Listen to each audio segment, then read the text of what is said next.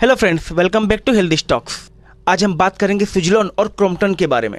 Analyse करेंगे इनके technicals को, क्या ये बुलिश मोमेंटम में है। तो आ जाते हैं सुजलॉन के चार्ट पर। देखिए 2024 के सितंबर महीने में ये स्टॉक अपने रिसेंट हाई पे था और हम सबको पता है कि सितंबर महीने के बाद से हमारे मार्केट में गिरावट शुरू हो गई और इस स्टॉक में भी जोरदार गिरावट हुई। सुजलॉन ने 61 के लेवल पे सपोर्ट लिया और इस लेवल से बाउंस बैक करके ऊपर जाने का कोशिश किया, लेकिन ये स्टॉक इसके ऊपर सस्टेन नहीं कर पाया और ये स्टॉक 48 के लेवल तक गिर गया, जो कि इस स्टॉक का हेवी सपोर्ट लेवल है। सितंबर महीने के बाद से हमारे मार्केट में गिरावट इसलिए शुरू हो गई क्योंकि हमारा मार्केट डाउन ट्रेंड में चल रहा था। कंपनीज के क्वार्टर रिजल्ट खराब आ रहे थे, जीडीपी के क्वार्टर रिजल्ट्स कंटिन्यू खराब आ रहे थे, इन्फ्लेशन रेट का डेटा हर महीने बैक टू बैक बढ़ रहा था और एफआईज कंटिन्यूसली हमारे इंडियन मार्केट से भाग रहे थे। तो इस स्टॉक ने जब 62 के लेवल को ब्रेक किया, 48 के लेवल पे सपोर्ट लिया, फिर ये स्टॉक 48 के लेवल से बाउंस बैक करके ऊपर गया, फिर वापस से ये 62 के लेवल से डिक्लाइन हुआ, फिर वापस से इसने कई बार 48 के लेवल पे सपोर्ट लिया, फिर 48 के लेवल से ही ऊपर गया और दोबारा फिर से ये स्टॉक 62 के लेवल से गिरा, फिर से इस स्टॉक ने बाउंस बैक करके 62 के लेवल तक गया और रिसेंटली ये स्टॉक 62 के लेवल पे कंसोलिडेट कर रहा है। यानी ये स्टॉक 48 के लेवल से 62 के लेवल तक अप डाउन कर रहा है।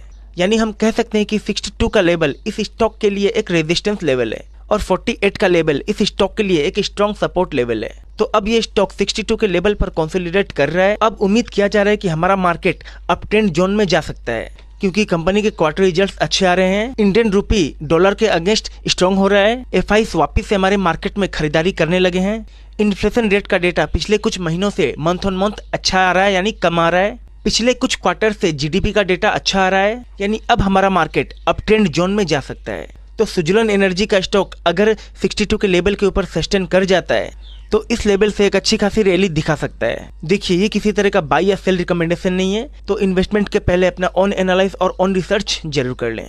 अब बात कर लेते हैं क्रॉम्पटन के टेक्निकल्स की।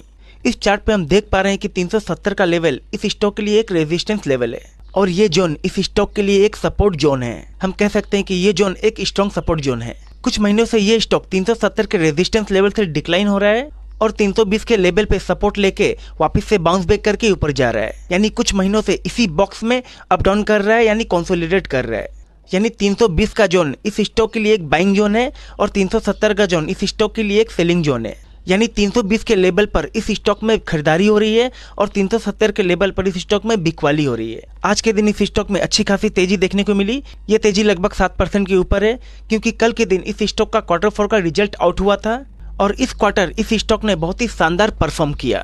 तो ये स्टॉक अगर 370 के रेजिस्टेंस लेवल को ब्रेक करके इसके ऊपर सस्टेन कर पाता है तो यहाँ से इस स्टॉक में एक बुलिश मोमेंटम आ सकता है और मोस्ट प्रोबेबल है कि ये स्टॉक इस लेवल को ब्रेक करके एक अच्छा खासा रिवर्जन दे क्योंकि हमारे मार्केट में बुल रन आने की उम्मीद बहुत ज़्यादा है।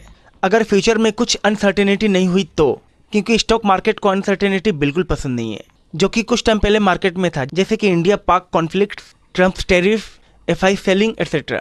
तो ये वीडियो आपको कैसी लगी कमेंट करके जरूर बताइए। अच्छी लगी तो वीडियो को लाइक कर दीजिए और चैनल को सब्सक्राइब कर लीजिए। तो ऐसी ही जानकारी के साथ मिलते हैं अगली वीडियो में।